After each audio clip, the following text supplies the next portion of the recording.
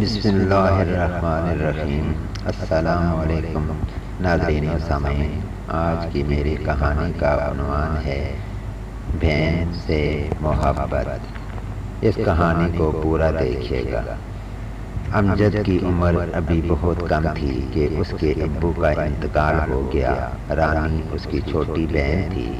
امجد کی ماں دوسروں کے گھروں میں کام کاج کر کے وہ اپنا اور بچوں کا پیٹ پالتی تھی۔ اس کی خواہش تھی کہ امجد ایک بڑا آفیسر بنے، اس لیے وہ اس کی تعلیم پر خصوصی توجہ دیتی تھی۔ آج امجد صبح سے ہی بہت اداس تھا۔ وہ جانتا تھا کہ آج رانی کی سالگرہ ہے۔ ماں برتن دھو رہی تھی کہ ننھی رانی بھاگتی ہوئی آئی اور کہا، امی آج میری سالگرہ ہے، مجھے مٹھائی اور کھلونے چاہیے۔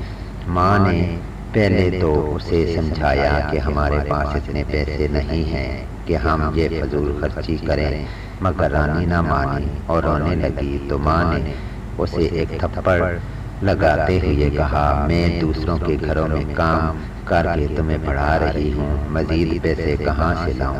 یہ کہہ کر وہ رانی کو گلے لگا کر زار و پتار رونے لگی۔ امجد یہ سب دیکھ اور سن رہا تھا۔ وہ چپ چاپ اٹھا اور گھر سے باہر نکل گیا۔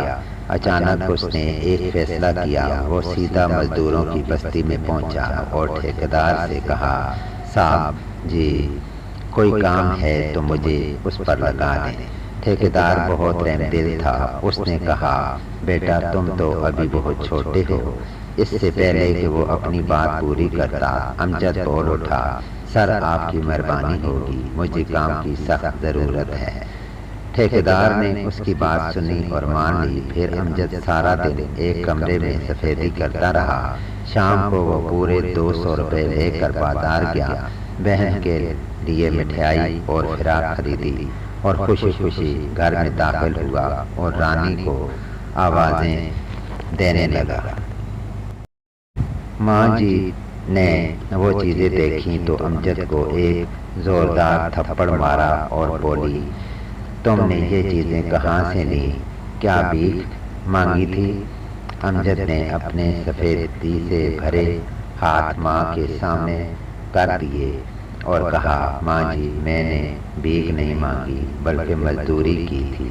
یہ سن کر ماں نے امجد کے ہاتھ اپنی آنکھوں سے لگائے اور بولی، بیٹا مجھے تم پر فخر ہے، اب مجھے امید ہو گئی ہے کہ تم بڑے ہو کر بڑے آدمی بنو گے اور دنیا میں تمہیں کوئی شکست نہیں دے سکے گا۔